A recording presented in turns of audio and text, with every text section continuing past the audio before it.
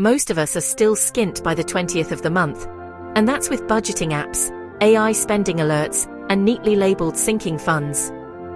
And it's not because we're bad with money. It's because modern budgeting forgot one thing my gran mastered decades ago. Money only counts as saved once it disappears. My Gran Betty never had an app. She never had a high-yield savings account or a cashback browser extension.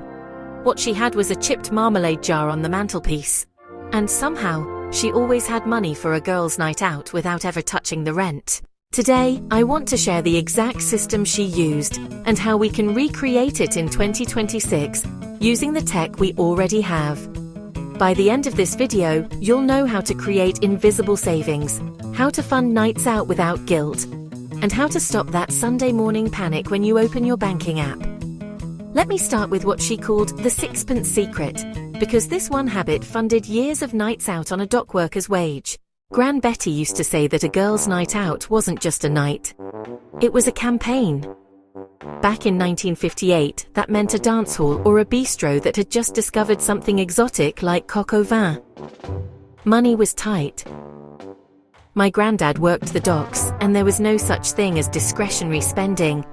So Gran became a magician. Every time she went to the grocer, if she saved a little, a cheaper cut of meat, a dented tin, a penny off here or there, that money never stayed in her purse.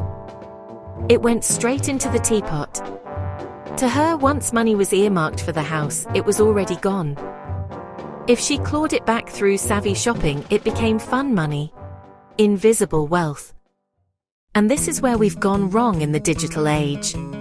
When we see a discount online, we just feel like we have more available balance, and we spend it somewhere else. Gran taught me that a saving isn't a saving until it's moved. In 2026, most of us already do this halfway with Roundups. You buy a coffee for £3.40, it rounds to £4, and 60p disappears. That's level 1 grandma budgeting. But to go full Gran, you need the manual sweep. If you haggle a top down from £20 to £15 on Vinted or Depop, most people think, great, I've got £5 left over. Gran would say no. Move it. Open your banking app and transfer that £5 into a sinking fund. Call it the Marmalade Jar. Every time you use a discount code or see you saved £2.40 at the bottom of a receipt, move that exact amount. By Friday night, you aren't spending rent or bills money. You're spending money that was already gone in your mind. That's how a £15 cocktail stops feeling reckless. If this is already making you rethink how you save, I post practical money habits like this every week, so you might want to subscribe now before you forget. Especially if you want budgeting that actually works in real life. Gran Betty never bought a new outfit for a night out. That idea would have seemed completely mad to her. If she had something special coming up, she didn't go to the high street. She went to her sewing basket. She used to tell me about the great emerald coat of 1962. Same coat, 3 years, every wedding, funeral, and Friday night. To make it feel new, she changed the buttons to pearl ones and added a faux fur collar she'd salvaged from an old cardigan. She called it shopping in your own cupboard. In 2026, we're exhausted by fast fashion, but we still feel pressure to buy something new for the photos. If you want to save for the experience of the night, the food, the drinks, the laughs, you have to stop bleeding money on the costume. Today we have AI wardrobe apps that suggest new combinations of clothes we already own. We have rental platforms. We have resale and swap culture. Gran would have loved this. Dye the dress. Change the belt. Rent the outfit. For the price of one fast fashion dress that falls apart in 3 washes, you can rent something beautiful for the night and return it without guilt. Gran and her friends used to meet up early just to swap brooches and earrings. Do a jewelry swap with your mates. It costs nothing, but it instantly freshens up your look. Gran wasn't a big drinker, but she knew exactly where the money disappeared. The pub. Her secret to a long, cheap night out was what she called the high tea foundation. Before they went anywhere, all the girls met at someone's house. Tea. Proper sandwiches. Something solid. They didn't arrive hungry or thirsty, so they didn't overspend. Today we call it pre-gaming, but we often do it wrong. Gran's way wasn't about getting tipsy early, it was about not panic ordering later.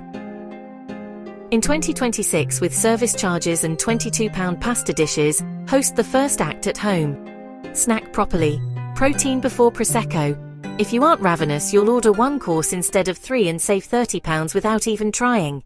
Gran always said, "Never leave the house without your walking home money." She used to hide a folded banknote under the insole of her shoe. That money didn't exist for gin. It didn't exist for the cloakroom. It was the sacred exit fund.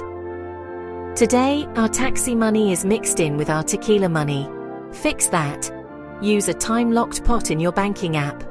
Put your ride-home money somewhere you can't touch until late. Set a grandma alarm for the last train. Missing it is the difference between a £4 bus and a £60 surge-priced car. Gran knew the timetable by heart. We have Google Maps. We just ignore it. There's a trend now called loud budgeting. Gran Betty invented it. She just called it not being a posh nosher. If something was too expensive, she said so. No shame, no drama. In 2026, this is your social survival tool. If you're the one who suggests the plan, you control the price. Say, "I've got £50 for tonight. Where can we go?" You'll be surprised how relieved everyone feels. Being good with money is cooler now than pretending you're fine and stressing later. Gran Betty passed away years ago, but her marmalade jar philosophy lives on in my phone. Budgeting for a night out isn't about saying no to fun. It's about saying yes without the Monday morning hangover of debt. She saved in the invisible gaps. She shopped in her cupboard. And she always made it home without regret. In 2026, we have better tools than she ever did, but the mindset still matters. So I want to know, what's your marmalade jar this year? Are you a Roundup fanatic, a loud budgeter, or someone trying to stop the money leaks? Let me know in the comments. I look at every single one. Stay savvy, stay stylish, and I'll see you in the next one.